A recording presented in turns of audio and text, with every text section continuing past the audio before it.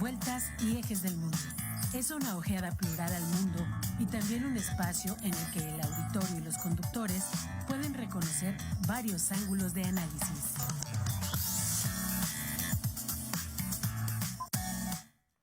Hola, ¿qué tal? Muy buenos días. Aquí estamos otra vez, como cada semana, en su programa Tetras, Vidas, Vueltas y Ejes del Mundo. Les recomiendo que nos sigan en el 89.5 de frecuencia modulada o en el canal digital de televisión 24.1. También se pueden comunicar con nosotros a cabina en el 192-1200, extensión 37120, o al celular, pero solo para mensajes, al 442-249-8788. Es decir, no recibimos una llamada de voz, pero sí mensajes escritos. Le agradecemos a Emanuel Villagrán que nos esté apoyando permanentemente en estas emisiones, y también al equipo que continuamente nos apoya, integrado por Arturo Arteaga, Paola Arzate, Israel Araujo, Carlos Bravo y Alberto Espinosa. Y me complace darle los buenos días a mi queridísimo amigo Sergio Becerril Calderón. ¿Qué tal? Buenos días. ¿Cómo estás, Gonzalo Guajardo González? Muy bien, gracias. Hoy tenemos que hablar, no lo podemos dejar pasar, tenemos que hablar del quinto informe de gobierno. Desde luego. Un escenario, pues, nada ostentoso en Campeche, y que a mí me parece, sin que vayamos a ofender a la oposición, que ahora es oposición, pero que antes de Andrés Manuel gobernó durante muchos años, y que sacaron una propuesta neoliberal, nunca trabajaron en favor del pueblo, ni dejaron obras en beneficio de la sociedad mexicana. Este liberalismo o neoliberalismo social lo que hizo fue enriquecer más a esta oligarquía mexicana y enriquecer a gobernantes títeres que lamentablemente hoy, con una bandera aparentemente crítica de solidaridad con el pueblo, intentan recuperar lo que por muchos años tuvieron en sus manos, sin que invitaran a la democracia y sin que se comprometieran socialmente con el pueblo mexicano. Sí, aunque tú estás diciendo que no me voy a poner como amlover, Gonzalo. Solamente quiero dejar en claro que todas las dimensiones críticas en contra de los avances que ha tenido en 5 años este gobierno, todas las críticas no alcanzan siquiera a ensuciar obras que ellos nunca hicieron. Sí, lo que quería yo decir es que tú señalaste, ahorita que estabas abriendo el tema, señalaste que se había apoyado o dejado de apoyar más bien a estos funcionarios que han venido trabajando en provecho propio, etcétera. Pero yo tengo una obsesión por señalar que detrás de las acciones de omisión o de las acciones corruptas de los funcionarios hay un poder económico que está activando, y ese poder es el que realmente se presenta como objetivo de los beneficios de los grupos de poder que hubo en los sexenios pasados. Sí. Y entonces, justamente, que el trabajo de López Obrador va en contra de esos grupos de poder, y yo lo identifico a partir de una nota que salió precisamente el 2 de septiembre en la jornada, donde dice de 2018 a 2022, 5 millones salieron de la pobreza. Es decir, si salieron de la pobreza en este lapso de 2018 a 2022, fue pues por las acciones de gobierno del programa de López Obrador. Pero la pregunta es, ¿por qué estaban en la pobreza?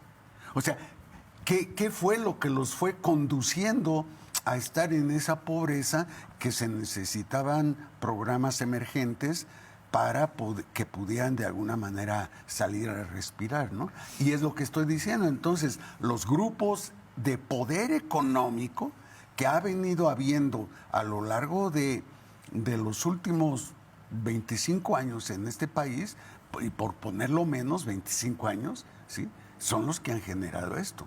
Sí, tienes razón. A los periodistas, a los comunicadores, a los investigadores de política, de economía, de sociología, les importan mucho los datos duros. Ajá.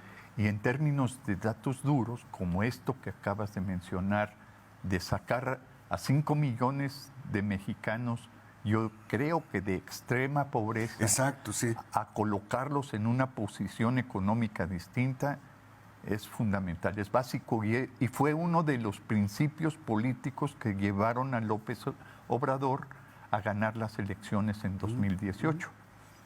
Es decir, no quitarle a los ricos su posición económica, sino quitarles privilegios que les permitía decidir políticamente sobre la sociedad mexicana. Él sostuvo que era importante quitarle el poder político al poder económico, y ahora vemos que está cumpliendo en el sentido de que los poderosos económicamente se sienten atados de manos porque no pueden tomar decisiones políticas que les convenga a ellos, aunque en esta política que estamos viviendo de la 4T no les han quitado completamente su poder económico, claro, pero sí les han quitado privilegios. Es decir, ellos siguen con un mando económico disponiendo de mucha de la voluntad económica de la mayor parte del pueblo. política.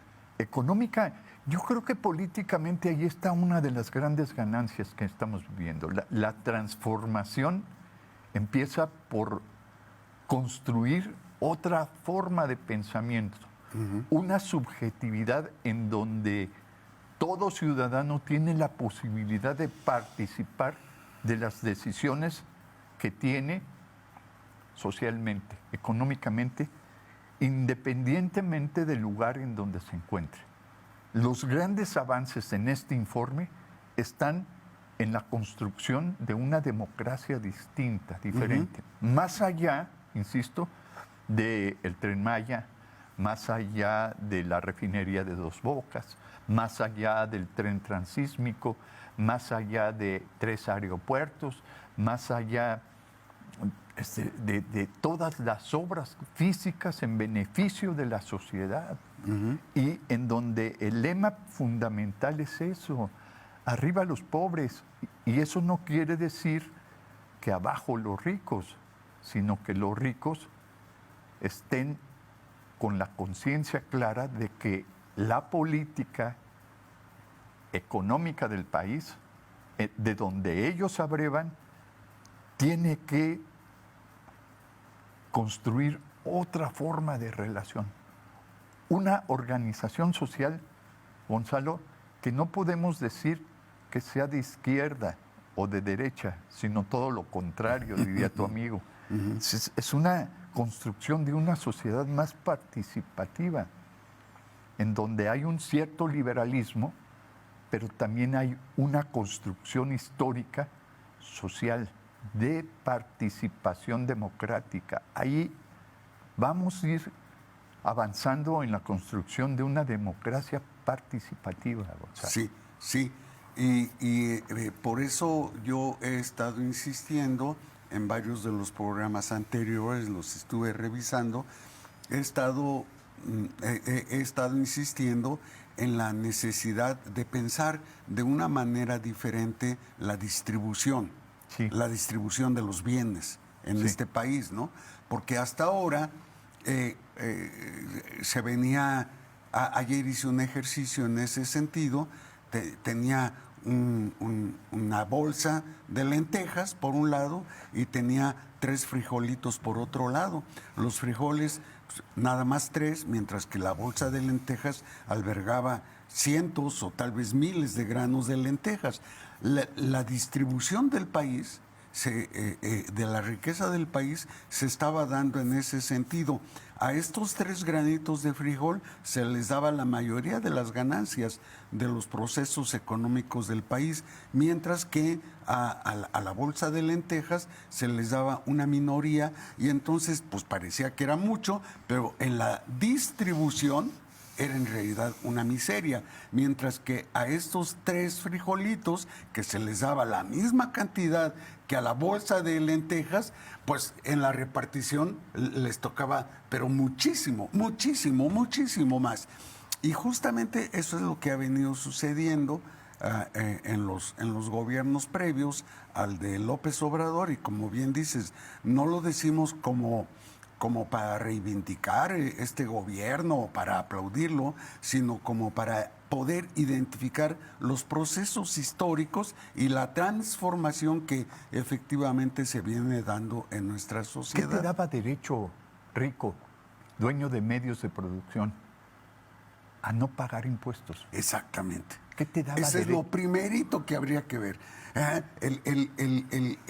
La condonación de impuestos. ¿Pero por qué? Sí. Si hasta la gente No, más pobre... Es que das trabajo. Sí.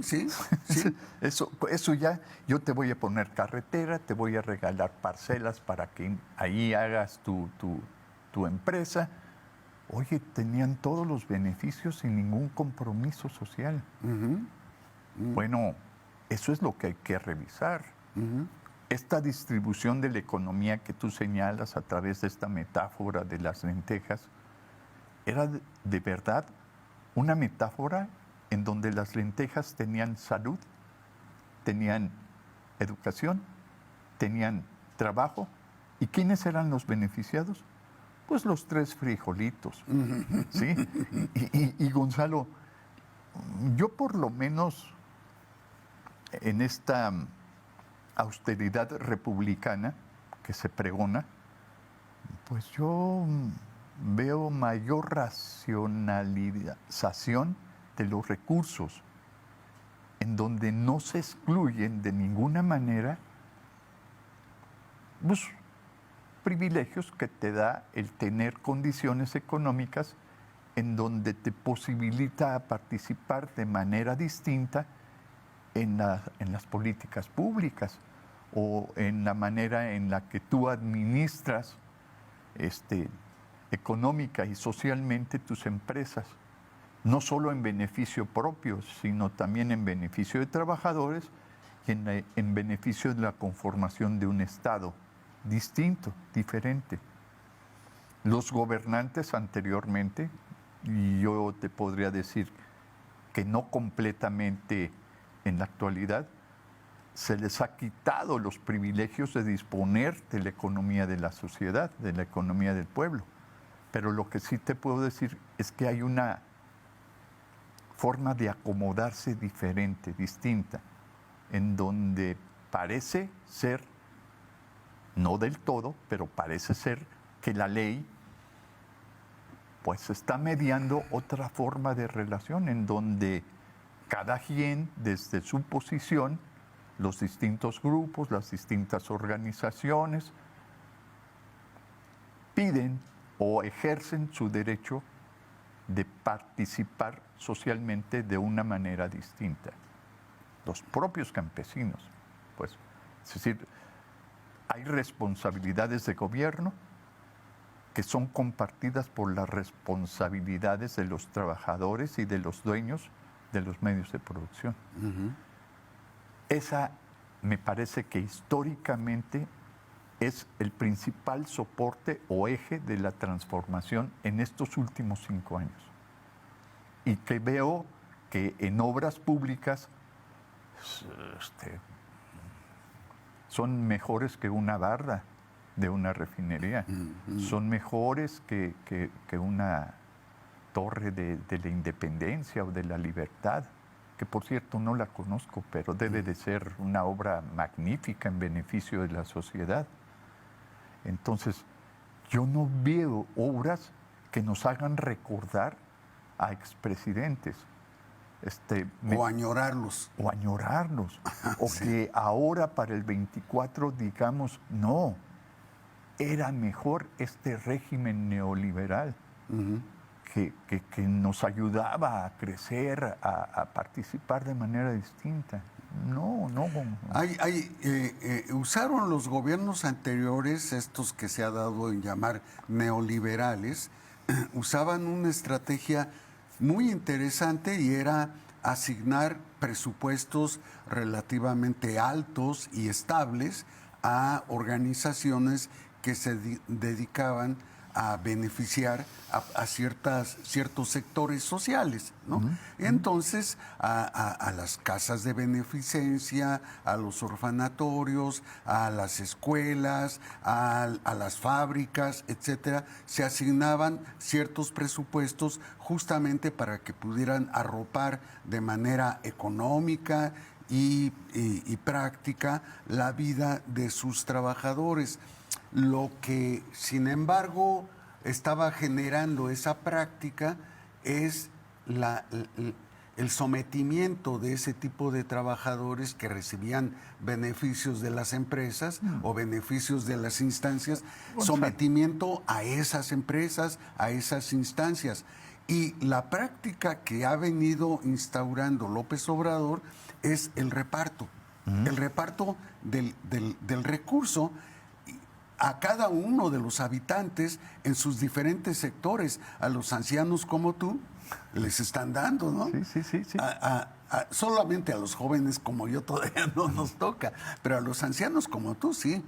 A los jóvenes en edad estudiantil también se les está asignando recursos. Y así, a cada sector se les está asignando una serie de recursos, pero no como sector, sino entregando los bienes o los beneficios económicos a cada individuo que pueda no solo sobrevivir en términos económicos, sino decidir su propia existencia, porque te llega tu dinero y tú dices, bueno, ahora lo voy a invertir en esto o ahora lo voy a usar para satisfacer esta necesidad. Claro. Que la instancia general que recibía ese recurso y te lo daba a ti, pues no sabía ni qué era lo que tú necesitabas, pero al recibir tú el recurso, tú sí sabes qué necesitas y dices, lo voy a usar para esto. Parece que hoy sí se garantiza eso que tú estás diciendo. Sí. Pero en los gobiernos neoliberales, los recursos que se designaban para ciertos sectores nunca llegaban. No les llegaban o no se daban cuenta. No se daban cuenta. Ajá. Y entonces eso enriquecía más a estas organizaciones en sus cabezas. Al menos les daba el poder de decidir sobre la vida y el destino de los demás. Eso añoran Ajá. los que están ahora en la oposición. Y fíjate cómo da vueltas el mundo, ¿no? La oposición, que antes era el régimen instaurado en el poder, ahora como oposición cuestionan severamente las decisiones que este gobierno aparentemente diferente o colocado en otra posición se les quita o se oponen a todos los grandes privilegios y todas las decisiones que se tomaban anteriormente. Es un proceso histórico, Gonzalo, que tendríamos que dar cuenta de ello. ¿Cómo podría significar para estudiosos como tú, qué podría significar unidad y lucha de contrarios? ¿Qué podría significar para estudiosos como tú la negación de la negación? ¿Qué podría significar para mucha gente para aquellos que ahora se asumen con su palabra y con su acción a poder participar de nuestra democracia, independientemente de su condición económica, ¿qué significa la ciencia de la historia, el materialismo histórico? ¿O qué implicaría para estos procesos históricos la dialéctica, las contradicciones, las formas en las que aparecen distintas tesis que serán cuestionadas como antítesis y que darán lugar a otra nueva forma de organización o de conformación política, de conformación social? Sí, aunque eso que estás diciendo parecería tener un sabor muy académico, muy de aula. Por eso digo, ¿qué significa? Sí. ¿Qué significa para todos los que estamos en esto? Ah, y tu amigo Ricardo Martínez, hace 15 días... Moreno. Ricardo Moreno, perdón. Hace 15 días leímos justamente una carta que envió a la editorial de La Jornada, ¿no? Donde hacía notar que esto que ahora está sucediendo y que se atribuye a una iniciativa comunista y que por eso se les llama comunistas a los libros de texto, o que la educación que hoy se está impartiendo en la zona, en el área básica de la educación es comunista. Él dice, a ver, y entonces, ¿cómo juzgamos esto que plantea los Hechos de los Apóstoles? Uh-huh. Él decía eso ahí, ¿no? Sí. En ese texto. Sí, sí. ¿Cómo juzgamos esto que plantea el Evangelio de San Mateo? Pero también, ¿cómo juzgamos las acciones que promovían y emprendían Agustín de Hipona? Por un lado, el obispo Agustín de Hipona, y por otro, Francisco de Asís, el fundador de los pobres, de los pobres evangélicos. ¿Sí? Entonces, ¿cómo lo juzgaríamos? Y dice, por eso, y Ricardo decía, hay que concluir en que tenemos que quemar todas las Biblias porque todas son comunistas. Sí, ¿no? Y a mí, yo sacaría de ese planteamiento un argumento más. ¿Cuál? El argumento en donde no necesitas recurrir a las tesis marxistas para ser comunista. Es decir, en la misma religión, en el Evangelio, hay muchos pasajes que convocan a compartir, a ser solidarios, a construir libertad, igualdad, claro, bajo el esquema de dogma de fe. De un dogma de fe cristiano, pero desde ese dogma, pues, podemos encontrar las tesis de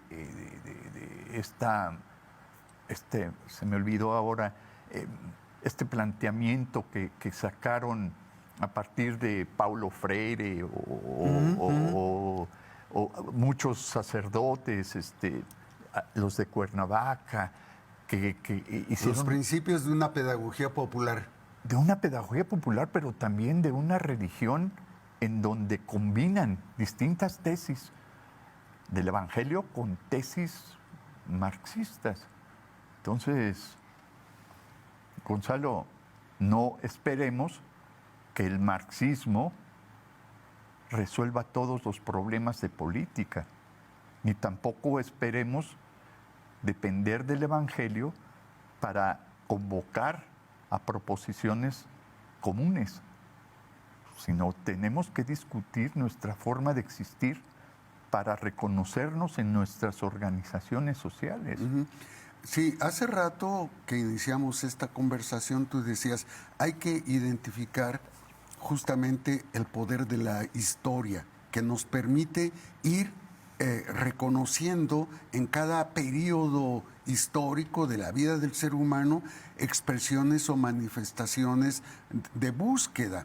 Y en este sentido, o por esa razón, conviene recuperar aquello que nos decía Ricardo Moreno, voltear los ojos hacia los pronunciamientos de la iglesia naciente, de la iglesia cristiana naciente, hasta los de la iglesia cristiana establecida en Europa. Y también reconocer la importancia, por ejemplo, de los movimientos revolucionarios de mediados del siglo pasado, de principios del siglo pasado, los movimientos que hoy se están dando para ir identificando justamente los diferentes momentos históricos y cómo en cada circunstancia se hacen planteamientos. Y desde luego no tienen que coincidir con los anteriores, pero tampoco por fuerza los contradicen, sino más bien dan como una especie de continuidad a una búsqueda fundamental de justicia de parte del ser humano, sí, de justicia y de solidaridad económica. En esos procesos históricos justamente nos tenemos que colocar no para verlos pasar, sino nos tenemos que colocar... O para verlos con miedo. Para verlos con miedo, sí, sino reconocer estos procesos históricos para participar de ellos con nuestras aspiraciones de libertad, de igualdad, de justicia. Reconocernos en ello y gracias a nuestra palabra y gracias a nuestra acción. Uh-huh. De esa manera se conforman los pensamientos, porque si me vas a decir que este informe de gobierno se convirtió en la neta del planeta, tampoco te lo podría yo garantizar, sino tendríamos que analizar en su justa dimensión las verdades que son históricas para nuestra sociedad, que ya lo son, no por el informe, sino otra vez por la acción y la palabra de quienes gobiernan, y por la acción y la palabra de quienes somos gobernados, y por la acción y la palabra de quienes juzgamos este proceso histórico, este devenir social, que constituye un hito en la historia de México o en la historia de la humanidad. Uh-huh. Y ahí ha estado jugando un papel muy importante la Biblia, el Evangelio o el Corán. Han jugado un papel muy importante en distintos momentos de la historia, y hoy, en el 2023, en septiembre del 2023, nos tenemos que colocar en un lugar distinto al que vivió la palabra de Dios en el Evangelio.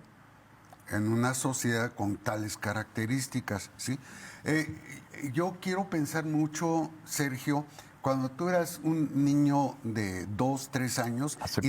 Hace poquito. Y en alguna ocasión ibas corriendo y te caíste y te raspaste. ¿Qué hizo tu mamá? No te preocupes, Sergio. Y llegaba y se untaba el dedo con saliva y te sobaba. Ya se te curó y tú, sí, ya me curé, órale. O sea, de acuerdo con la edad, de acuerdo con el accidente, de acuerdo con la situación, hay medicinas. Y hay unas medicinas que son muy tranquilas, otras que son muy dolorosas. Y creo que hoy justamente se está buscando una medicina fuerte para el problema que veníamos arrastrando, que no es una simple caída y un raspón en la rodilla. Es una situación muy, muy dramática de llevarse entre las patas a millones de seres humanos sumergidos en la miseria. Sí. Entonces, hoy necesitamos medicinas poderosas, y esas medicinas poderosas son distribución económica. Sí. Esa es una medicina poderosa. Otra es impedir el acaparamiento de bienes por parte de unos cuantos. Esa es una medicina poderosa. Otra es quitar privilegios, más bien distribuir los privilegios para todos. Y así una serie de medidas que pueden resultar muy dolorosas para quienes estaban acostumbrados a gozarlo. ¿Te das cuenta de lo que acabas de decir? ¿Qué? Que me vas a quitar los privilegios que me da el dinero y ser dueño de propiedades. Uh-huh. ¿Me vas a quitar eso? Sí. Y me los vas a quitar para darle a esos flojos, para darles pero no quitarles, parte de lo que yo he construido, no quitarte y de lo que tus yo privilegios, sino distribuirlos. Oye, ¿qué tal si continuamos una vez que regresemos de este? Vamos, me parece bien.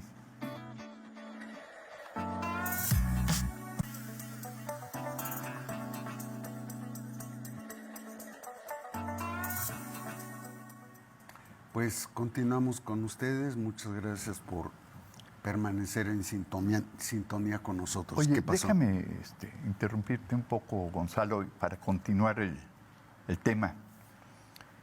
¿No tienes a alguien a quien saludar?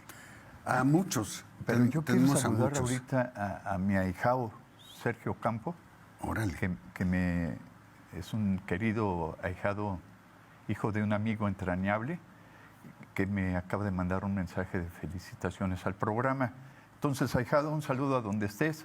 Parece que andas en tu automóvil, pero ya nos puedes ver también por televisión.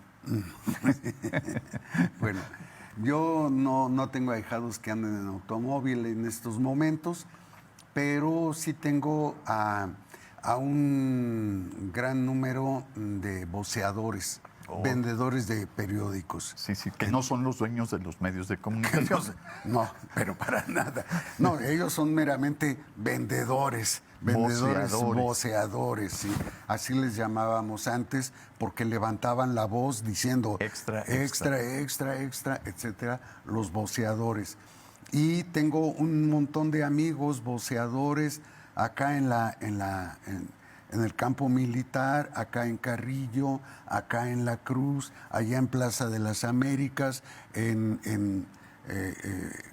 no recuerdo cómo se llama esa zona, pero cerca de donde está la Comercial Mexicana perdón por dar referencias comerciales, por Bernardo Quintana. O sea, por ahí están todos mis amigos voceadores, ¿no? Uh-huh. Y ellos siempre están pendientes de lo que nosotros estamos planteando. Pero igualmente hay algunos compañeros de trabajo o ex compañeros de trabajo de diferentes lugares de aquí del estado o de fuera del estado, con los que he estado compartiendo muchas ideas y que nos siguen igualmente y nos envían permanentemente saludos, y justamente para no nombrar a unos y dejar de nombrar a otros, los señalo así genéricamente. Pero sí me gustaría, por otro lado, también leer un mensaje que nos llegó hoy y dice: saludos a los maestros Gonzalo Guajardo y Sergio Becerril, referente al tema de que los gobiernos neoliberales asignaban presupuestos a organizaciones corruptas que debían emplearlo y gastarlo en el pueblo, pero en cambio lo robaban entre ellos y saquearon por 80 años. Por eso, con estas obras que son del beneficio para el pueblo y del pueblo, el presidente pasará a la historia no como estos gobiernos saqueadores y rateros. Firma el señor Luis Sánchez del Centro, con quien me gustaría posteriormente establecer un vínculo más personal. Creo que sintetiza bien lo que queremos decir, ¿no? Uh-huh, sí. Gonzalo, siempre tú recurres a procesos históricos y a metáforas que pueden ilustrar estos procesos históricos, como hoy con tus lentejas y tus frijolitos. Uh-huh. Pero en verdad estos frijolitos son voraces de lentejas. Uh-huh. Quieren regresar por sus fueros. Perdón. Usé las lentejas y los frijoles para señalar que su diferencia es meramente exterior, pero que a final de cuentas son granos y son comestibles. Uh-huh. Sin embargo, si les asignáramos personalidades, uh-huh, los frijolitos se creerían superiores a las lentejas, ¿no? Como decía Cricri, cuando hablaba justamente del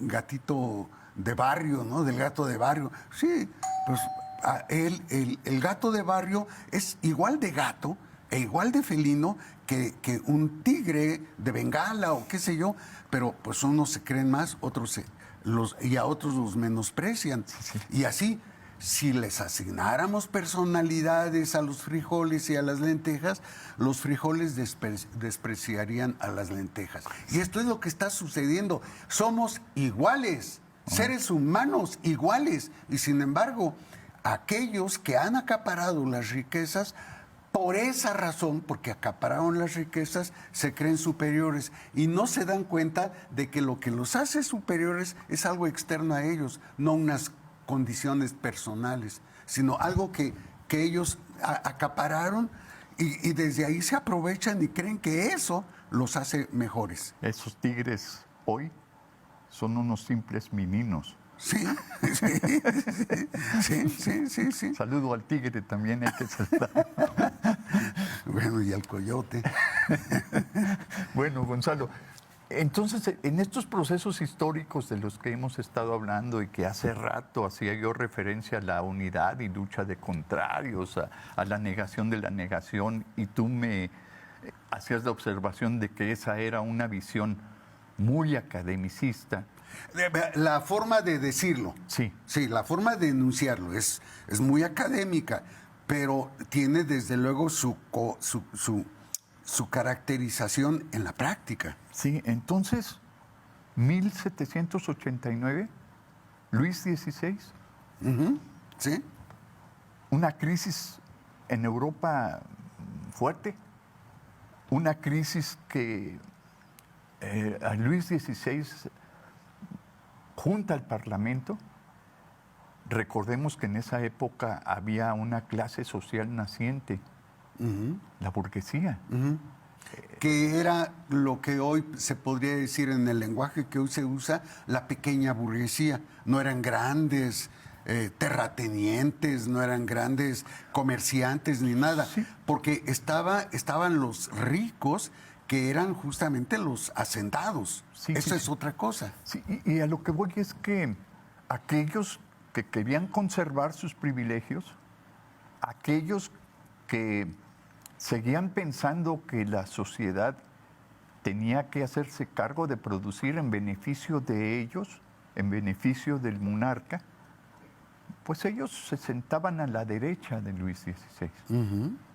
Y aquellos de esa naciente e incipiente burguesía en donde su fundamento era solamente producir, generar riqueza, y en donde tenían que compartirla con las ganancias del monarca y de esa clase social privilegiada, cercana al rey, pues ellos se sentaron a la izquierda. Junto con los campesinos, con los representantes de los campesinos. Entonces en ese parlamento surge políticamente pensar en las derechas, los que estaban a la derecha Del rey, y que le aplaudían al rey y que se beneficiaban de la gentileza del rey, ¿sí? y los que estaban a la izquierda, Ay, pobres tipos. que no estaban de acuerdo con todas las decisiones del Desde rey. luego. Y Que le reclamaban y al que rey, le- oye, rey, pues por favor, no. voltea más para acá. Sí, sí. Date cuenta de todos los sacrificios que estamos haciendo. Sí. Y que te estamos pagando además. ¿Sí? Entonces, ahí está la izquierda y la derecha. Ajá. Pero hay que dejarlo muy claro, Gonzalo. No hay centro. Hay izquierda y hay derecha. Y el centro es el rey, es el monarca, es quien toma las decisiones para privilegiar a algunos en contra de otros. Entonces, los de la derecha son conservadores, los de la derecha son reaccionarios, los de la derecha quieren que las decisiones del rey los beneficien a ellos sin que ellos metan el cuerpo para producir, para generar. Y saben dar cohecho. Es decir, saben dar dinerito al que tiene el poder para ser beneficiados. Entonces, Gonzalo Guajardo, con estas metáforas, con este recurso histórico, yo quiero hacerte una pregunta como filósofo. ¿Quiénes son los que están sentados a la derecha del Señor. Del señor rey. Del señor rey. Sí, porque... Porque el otro rey... Sí, no, pero ahí me hiciste dudar de cómo responder. Sí, del señor rey. Desde luego, el poder que representaba el rey era, por decirlo de alguna forma, pero es nomás alguna forma, era un poder omnímodo, o sea, era total. Pero digo, es nomás de alguna forma porque justamente se iba imponiendo cada vez más y más el poder de las riquezas, y era del que se valían los grandes hacendados, los grandes propietarios, los grandes ganaderos para cohechar al rey, para hacer que dictaminara en favor de ellos. Pero los que estaban a la izquierda no tenían esa manera, y lo único que llevaban en su moral para poderse hacer presentes ante el rey eran sus reclamos, sus gritos, su pobreza, su miseria, su pestilencia. Era lo único que tenían, era lo único que tenían. Entonces, ciertamente, el rey se veía de alguna forma satisfecho por los regalos que recibía de parte de los dueños del poder, y les iba, o dueños de los dineros, les iba concediendo más y más y más regalías, mientras que a los pobres los iba manteniendo y les hacía saborear el rigor de la ley. Esto era lo importante. El rigor de la ley para ellos. ¿Me estás diciendo que la ley estaba de su lado? No, saborear el rigor de la ley. Para los de la derecha era degustar los beneficios de la ley. Los beneficios de la ley. Para los de la izquierda, el rigor de la ley. Pero esos beneficios de la ley no eran por la ley misma. Es decir, el monarca que representaba la ley del gobierno monárquico, Gonzalo, esa ley era construida ex professo para beneficiar a esos. Desde luego. Como lo hicieron todas las reformas neoliberales para beneficiar a esa postura de las derechas. No hay fórmula jurídica que no tenga destinatarios. No hay. Destinatarios me refiero a tipo de personas o de individuos específicos, pero también tipo de servicios. ¿Pero te das cuenta por qué estoy enojado? Yo que siempre he estado sentado a la derecha del rey. Del señor. Del señor rey. Sí. ¿Te das cuenta, Gonzalo? Sí. ¿Por qué estoy enojado? Porque ahora todos los beneficios de la ley ya no me dan todos los privilegios que tenía, pero además aquellos que propagan, que están propagando, que están comunicando las decisiones del rey, la forma en la que se ha organizado el rey para beneficiar a unos y para ejercer con rigor la ley contra de otros. Ese rey para unos es generoso y para otros no es tan generoso. Mira, Sergio, no has perdido tus riquezas, déjame decírtelo. Lo que has perdido son los privilegios de dejar de pagar impuestos. Tú hasta ahora venías comportándote sin pagar impuestos. Ganabas millones de pesos y no pagabas impuestos por eso. Pero yo te ponía a ti, yo te puse a ti como gobernante. Pues sí, ese era. Y entonces tienes que trabajar para mí. Y una forma de trabajar para mí es permitiéndome esos privilegios. No pago impuestos. Solamente voy a tener los beneficios de la ley desde tu nombre. Y bueno, sí, yo estoy convencido de que hay algunos reyes, o como diría Ricardo Moreno, sí. No, otro Ricardo. Ricardo? Los mis reyes. Sí.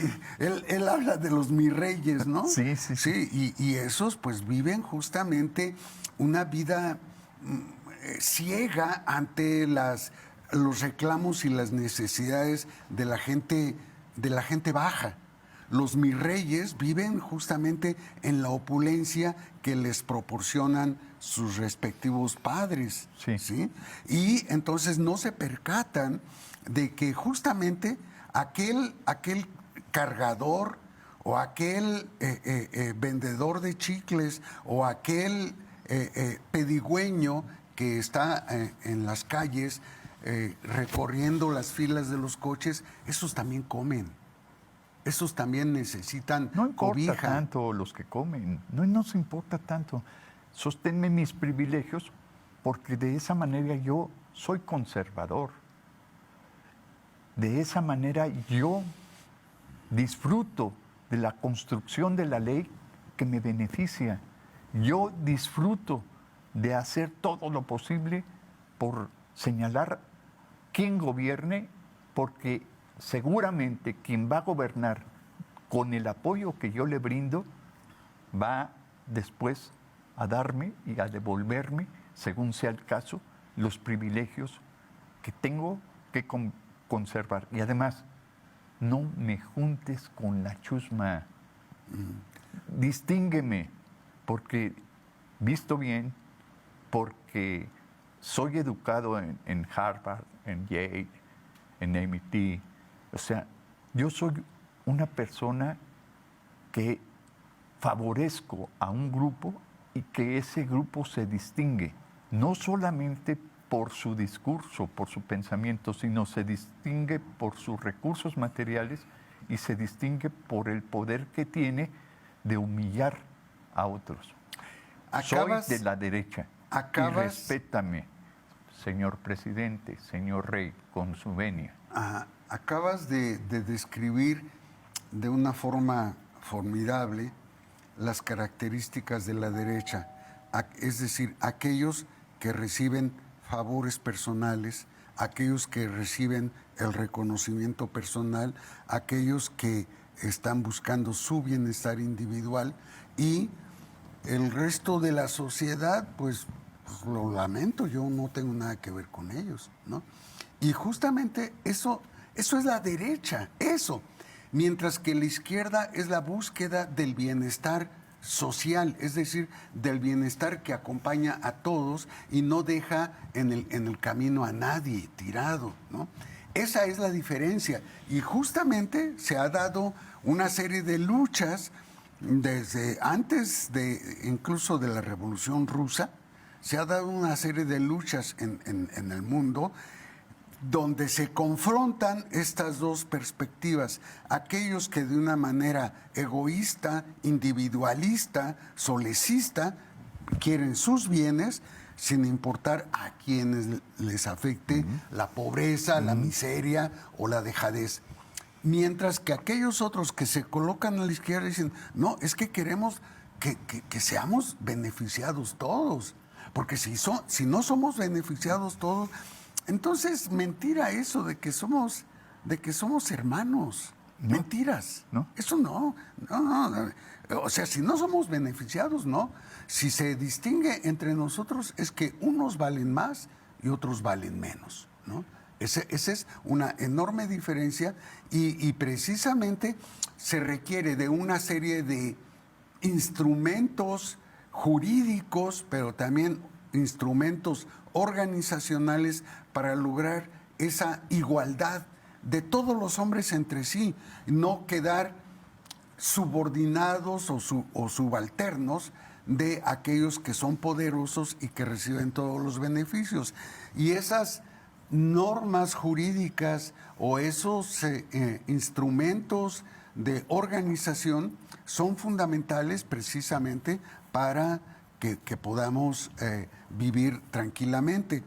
Hasta hace relativamente poco tiempo, y creo que nosotros como americanos y mexicanos seguimos todavía subordinados ahí, identificamos al Estado Nacional como un instrumento de repartición de justicia, de beneficio para todos. Pero resulta que este Estado Nacional fue enarbolado, fue fundado justamente en el siglo XVII por los que detentaban las riquezas y fundaron el Estado Nacional para garantizar seguir obteniendo los beneficios. Entonces, el verdadero desarrollo económico, el verdadero desarrollo social, se encuentra en los dueños de los medios de producción. En los que están sentados a la derecha del señor rey. ¿Sí? Pues ¿Eso no, es lo que me estás diciendo? No estoy diciendo eso. Lo que estoy en todo caso diciendo es que ellos le han dado una vuelta de tuerca a la historia para obligar al Estado, para obligar a la institución a que los prodigue con beneficios. Y también le han dado otra vuelta más de tuerca para que perjudique a aquellos pobres, que no se les reconozcan beneficios y que no se les reconozcan derechos. Entonces, los que están sentados a la derecha y pregonan la derecha como una postura legítima ante la ley y ante Dios y ante la sociedad, esos son farsantes. Y son conservadores. Son conservadores, son farsantes, porque solo se ven a sí mismos, solo ven egoístamente la riqueza que se produce en el mundo. Pero ni siquiera me doy cuenta. Pues no, claro, porque tienen a su vez de su parte los medios masivos que también abogan por ellos. Y entonces son a través de los cuales tú te informas, a través de la televisión, a través de la radio, a través de la prensa, incluso a través de ciertos libros. Tú te informas a través de eso. Entonces, ¿sí hay libros comunistas? No, hay libros que buscan otra forma de entender y son el hechos mundo. por aquellos que se sientan a la izquierda. Puede ser, sí. Bueno, nos tenemos que ir, Gonzalo. Qué no lástima. pudimos terminar porque aquí habría que hablar de quiénes son los dueños de los medios de comunicación. Ajá. Y quiénes detentan ese poder de los que se sientan a la derecha. Nos tenemos que ir. Hasta la próxima. Saludos a todo el auditorio. Esto fue Tetras, vidas, vueltas y ejes del mundo. Programa que se asoma a la vida humana en sus diferentes expresiones, queretana, nacional o mundial. Una producción de TV UAC y XHUAQ Radio Universidad. Gracias por acompañarnos.